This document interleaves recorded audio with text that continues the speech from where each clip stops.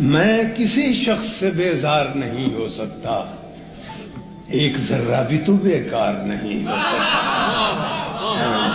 اس قدر پیار ہے انسان کی خطاؤں سے مجھے کہ فرشتہ میرا معیار نہیں۔